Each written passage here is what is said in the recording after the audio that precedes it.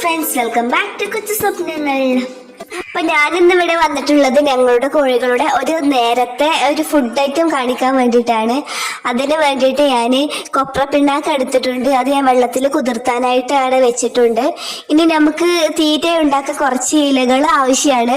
അപ്പൊ അതിന് വേണ്ടിയിട്ട് ഞാൻ ഈ കറുകത്തിന്റെ ഇല എടുത്തിട്ടുണ്ട്. കറുകത്തെന്ന് പറഞ്ഞാൽ മനസ്സിലായില്ലേ? പല നാട്ടിലും പല ശൈലിയിലാണ് പറയാൻ തോന്നുന്നു. കറുകത്ത്, കറുത്ത എന്നൊക്കെ ഈ ഒരു ഭാഗത്ത് പറയാറുണ്ട്. അപ്പൊ അതിന്റെ ഇല എടുത്തിട്ടുണ്ട്. അതുപോലെ ഈ ഒരു ഇല കണ്ടില്ലേ, ഇതിന്റെ കറക്റ്റ് പേര് എനിക്കറിയില്ല. ഒരു തരം ചീരയാണ്, കറക്റ്റ് പേര് എനിക്കറിയില്ല. അപ്പൊ ആ ഇലയും എടുത്തിട്ടുണ്ട്.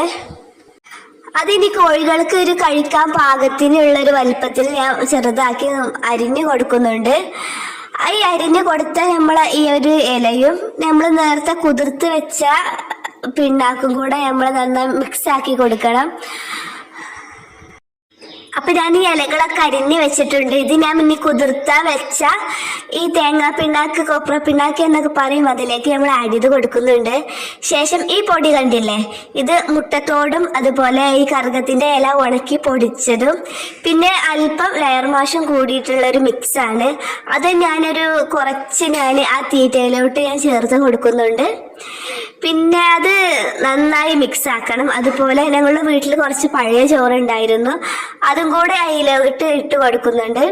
ഇനി ഇത് നല്ലവണ്ണം മിക്സ് ആക്കി കൂട്ടി യോജിപ്പിച്ച് കൊടുക്കണം. ഈ മുട്ടത്തോടും ലെയർ മാഷ്, കറുകത്തിന്റെ ഇല ഉണക്കി പൊടിച്ചത്, അതുപോലെ നമ്മളുടെ പിണ്ണാക്ക്, ഇലകൾ എല്ലാം അങ്ങോട്ടും ഇങ്ങോട്ടും നന്നായിട്ട് മിക്സ് ആവണം. അത് നന്നായിട്ട് മിക്സ് ആക്കി കൊടുക്കുന്നുണ്ട് ഞാൻ.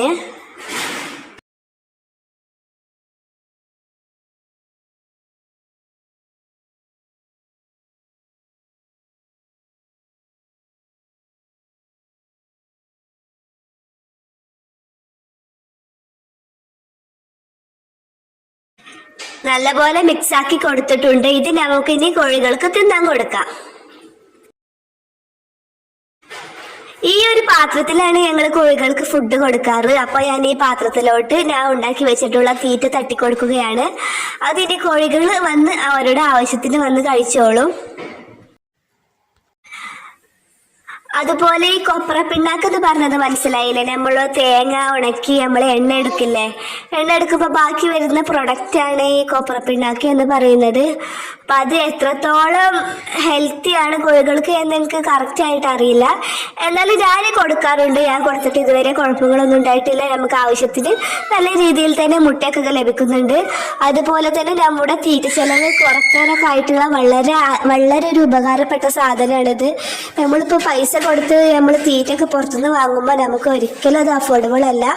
അപ്പോൾ ഈ ഇങ്ങനെയൊക്കെ ചെയ്താൽ നമുക്ക് വളരെ നന്നായിട്ട് തന്നെ നമുക്ക് തീറ്റ ചെലവ് കുറച്ചെടുക്കാം. അപ്പോൾ കുറച്ച് തന്നെ പിണ്ണാക്ക് നമ്മൾ വെള്ളത്തിലിട്ട് കുതിർത്തിയാൽ നമുക്ക് നല്ല രീതിയിൽ തന്നെ നമുക്ക് തീറ്റ ഉണ്ടാകും. അതുപോലെ ഇലകളും മറ്റുമെല്ലാം കൊടുക്കുക. അതുപോലെ തന്നെ ഇത്രയേ ഉള്ളൂ ഇന്നത്തെ വീഡിയോ. അപ്പോൾ വീഡിയോ ഇഷ്ടപ്പെട്ടാൽ ഷെയർ ചെയ്യണം, ലൈക്ക് ചെയ്യണം, സബ്സ്ക്രൈബ് ചെയ്യണം.